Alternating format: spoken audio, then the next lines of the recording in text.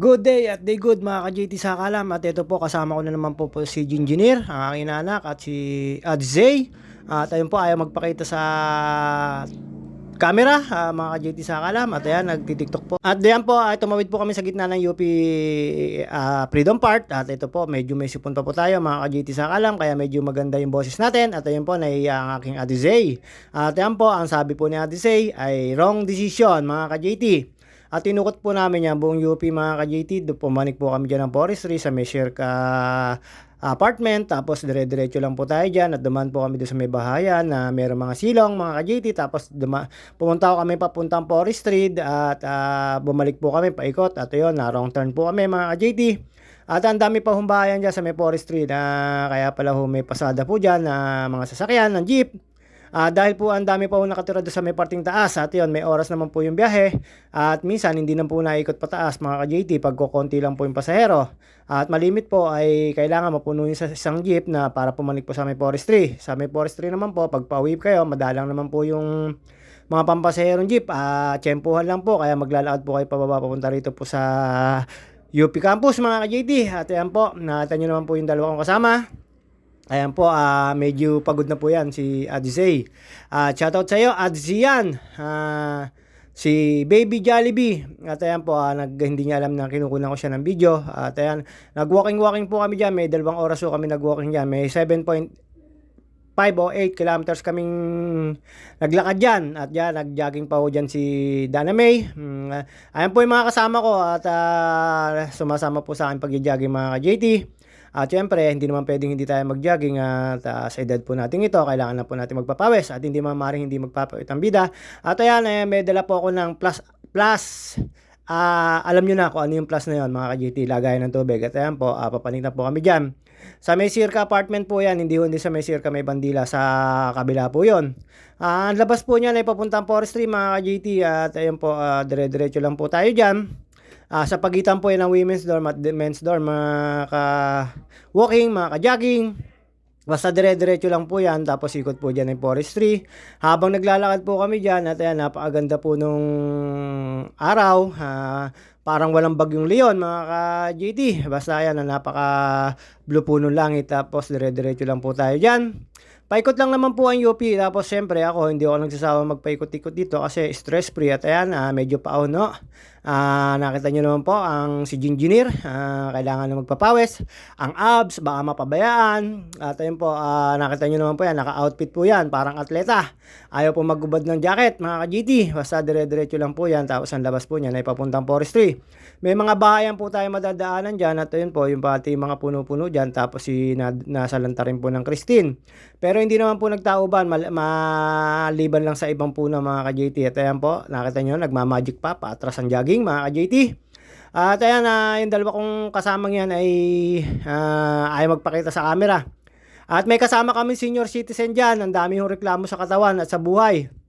Ayan po, syempre, ako naman po ay papawis lang po talaga, at yan po yung lagi kong ginagawa mga ka-JT. At alam niyo naman po, wala tayong forever. Shoutout nga pala kay Edwin Inolba, Soiti Manalo, Efren Bugi Tabales, at kay Kayeng, kay Yela, kay Yokay, kay Nenet, at sa mga anak niya pang iba mga ka-JT. Shoutout sa inyo, at kay Pisa Nantis, kay Randy Cueto, at shoutout po sa inyong lahat mga ka-JT. At dito po, habang papanik po kami dyan, ayan, yung sinasabi ko sa inyong bahay na may mga silong pa at doon nakaparada yung mga sasakyan nila. Sa labas po niya na forestry, hindi ko lang po alam kung anong nakakasakop na baryo dyan. Basta yan, nasa UPLB kami, Mount Makiling po yan, parte po na Mount Makiling. At dyan, may dadaanan po kay mga guard, tapos lagi ko pong binagbabay kanyan, pero ngayon nag-walking po ako, nag-jogging, at ayan, sulit naman po yung pawis ko mga ka-JT. At yun nga pala po, maraming salamat po sa nanonood sa akin, at sana po i-follow nyo po ako, at wag nyo po kayong magsasawang panoodin ako, at comment lang po kayo, isa-shoutout ko kayo. At din po, habang pinapawisan na po ako dyan kasi papanik, palapit na po kami sa guardia dyan. Pag nakita nyo po yung guard out dyan, pakaliwa na po kayo, papanik po ng forestry yun, tapos pumanik pa ho kami ng papuntang gate ng papuntang Aguila Base. At ayun, Pagdating po dun sa guard, ang sabi po sa akin ay bawal daw po ngayon hanggang sa November 30 katapusan. Siguro po gawa po ng mga nagtaob na puno, medyo delikado pa para sa bikers at sa nagma-mountain climbing, mga ka-JT. Kaya po sarado po ang papuntang Aguila Base, Peak 2, Mud Spring, Flat Rocks at pataas po ng Mount Makiling, mga ka-JT, sa Makiling Forest, sarado pa po. At ayan po, nakita nyo naman po, ang dami po mga dahon dyan sa may forestry. Ayun po yung arko ng forestry. Basta ayan, pagkakaliwa ko po doon sa may guard, papanik po ako dyan. At ayan, ang dami po nagja-jogging. Ang dami naman po namin nakasabay dyan nagwo-walking. Basta kami umikot lang po dyan buong UP. Tapos dumano kami sa may Raimundo, sa may harapan ng library. At ayun, mga ka-JT. At ito po, syempre, hindi namin iikutin dyan kasi bitin naman po sa ilang kilometro. Dapat maka 7 to 8, 10 to 10 kilometers kaming lalakadin ng aking inanak. At ayun po yung niya, hanggang sa naka 7.5 lang kami. At ito po, ayan po, nakita nyo po yan. Katatapos lang po mag-jogging yan. At nagmamay day po yan. Si Ginjiner po yan, mag-my day po yan. Ayan, hindi niya alam na kinukunan ko siya. Ayun, ayaw niya pa mag-jogging. Pero ako, lalampasan niya po ako dyan mamaya, mga ka-JT. At dyan, basta papanik lang po kayo dyan, yung straight line na yan. Hindi naman po kayo maliligaw dyan. Tapos pagdating po doon sa may dead end, makakatapos ng Botanical Garden, kakaliwa po kayo.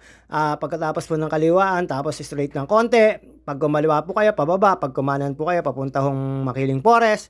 At doon po sa may gate, sa may guard na papanik po ng Peak 2. At doon po, nalaman ko po na bawal pong pumanik, mga ka-JT. At ito po, nasa metaas po kami. Kita nyo naman po, walking lang. Medyo pawisan na po ako dyan. Tapos na po ako mag-jogging. Mga ka-JT, syempre magpapakit lang. At buti naman po at walang ulan. At ayan po, pagkatapos po namin dyan, makapanik po dyan, mga ka-JT. Kakanan po tayo dyan, yung sinasabi kong straight ng konting lane. Pakaliwa, pabalik po. Tapos yan, kumanan po kami, mga ka-JT. Ayan, dadaanan nyo po yung building na yan.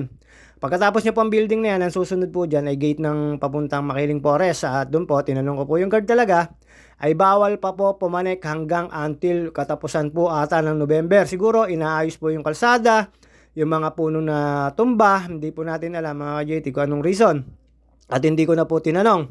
At dyan po, nauna na po dyan yung inaanak ko, panay na po ang jogging dyan, mga ka-JT. At yun, kada merong kantong makikita, titigil siya, magtatanong, tapos isesenyas ko na lang po kung kakaliwa o kakanan. Basta ayan, dumiretso kami dyan at meron na po nagrereklamo dyan at sabi, wrong decision. At medyo, syempre, hindi sanay, si Baby Jollibee, at hindi niya akalain na gano'n. Tapos meron kami madyondang kasama. At pagbalik po namin, ayun, naghanap ng pahingahan, mga ka-JT. At dyan po, pagbalik namin po sa sasakyan, medyo flat yung banguna, syempre, binaklas para makalis. At buti na lang po, may reserba. At yun, nagawa naman po namin yung gulong. At dinap po namin sa vulcanizing, kaya lang po hindi na siya butas. Talagang sumingaw lang po talaga siguro or may nagpasingaw. Hindi ko po alam, basta na-flat lang po siya. Pagdating po namin, ayan, nilampasan po ako na nagja-jogging. At dito po, ang dami pong umikot dito. Ayan, dyan na po yung may gate ng papuntang forestry. Tapos pagkadating po sa gate, pakaliwa po kami. Pagkatapos ko po magtanong po dyan, ayan po yung sinasabi ko sa inyo. Pakaliwa, ang labas din po rin yan ay pababa ng forestry, mga ka-JT. At dyan po, yung gate na yan, binawalan na po talaga lahat kami, mga ka-JT, na pumanik. At yun po, nakatayo naman po yung anak ko, nando sa unahan. At ito po, ang ganda ng sikat ng araw, mga ka-JT. At sana all, merong forever. Shoutout po sa magiging forever sa inyo, mga ka-JT. At yun, ito po, pababa na po na yan. Tuwan-tuwa na po dyan si Ate Say, pababa na po dyan. At ayun po, dire-diretso lang po yan. At sabi sa akin, kung merong ahon para, wala. Wala na, ang sabi ko. At ayun po, ang sabi niya sa akin, pagkasabay niya raw ang kanyang inahin, ay ang bagal-bagal niya.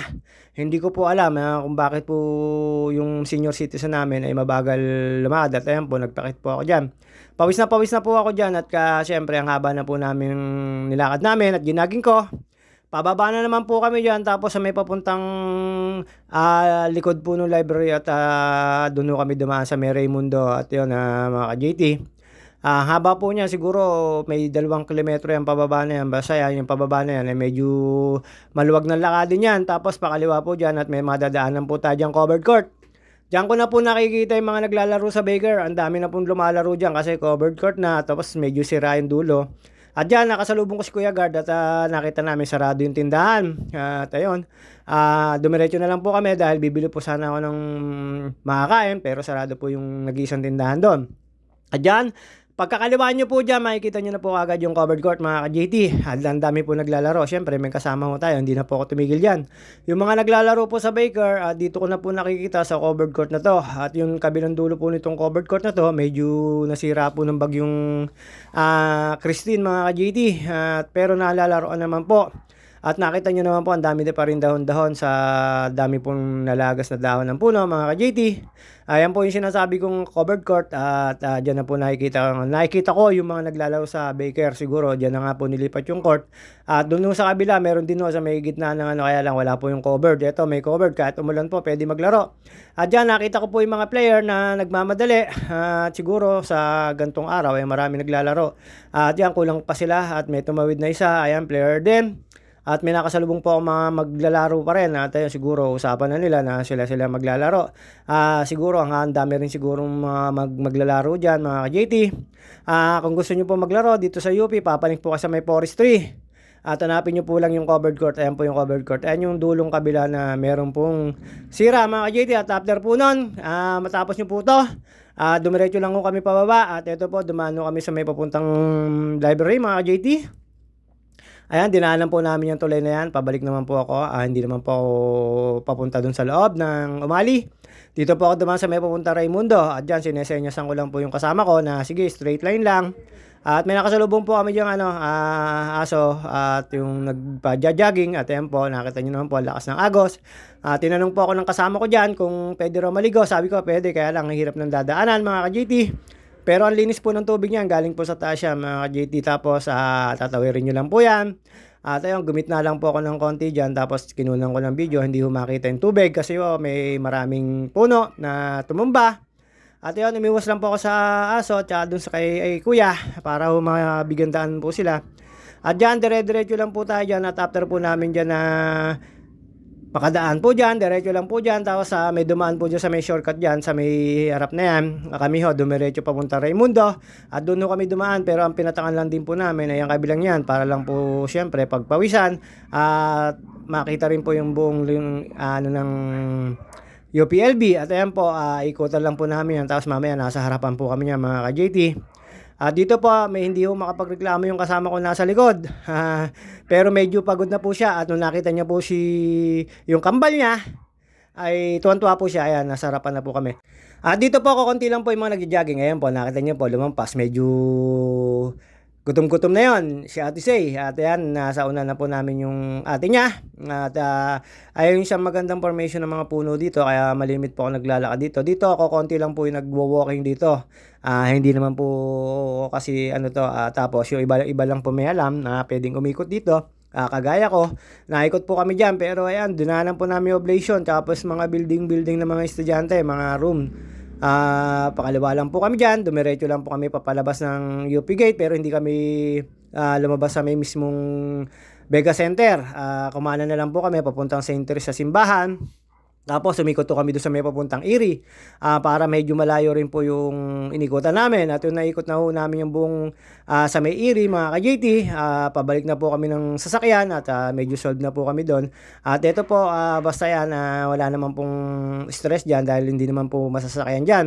Meron din pong nadaan ng mga sasakyan dyan pero hindi ganun mga ka-JT. Ito po sa mga hindi ho nakakauwi ng UP Los Baños campus, sa mga gumraduate ho na matagal, ayan po yun. Tapos pagkatapos po nun, makalampas po ng St. Teresa, ito na po yung bagong kalsada na dinadaanan na galing Erie, na hindi na po kayo ikot sa may engineering department at doon sa may mga bangko, dito na po kayo dadaan. Saan labas po nito ay St. Teresa na, doon sa may simbahan. Pero kami galing sa may simbahan, papunta naman po dito sa may Erie mga ka-JT. Sa lahat nga po pala ng mga matagal na hindi nakakapunta ng UP campus, UPLB, eto na po siya, may daan na po siya dito, tapos meron na pong joggingan dito sa may papuntang Erie. Yung kahabaan po ng Erie, pwede na po kayo mag-jogging. Meron pong dalawang kalsada na para sa mag-jogging at sa nagbabike mga JT. At dyan, inabot na po kami ng init at medyo pagod na po dyan yung aking kasama. At sinasabi po, nakangiti na raw sa kanya yung kanyang kambal. Ibig sabihin nagugutom na yung mga sawa niya sa tiyan. At ayun po, pagkatapos po namin dyan mag-jogging, syempre, punta ko kami doon sa favorite niyang kainan. At mali pa po ng order, wala hong steak. Pero okay naman po, may large price naman po at yun, kumain din po ako do'n, siyempre alam niyo na, mga favorite natin. At ayan po, pagkakaliwa po namin eto na kahabaan po ng Erie mga ka-GT at, naiwan po diyan sa puno yung aking kasama at medyo gusto niya raw magpahinga.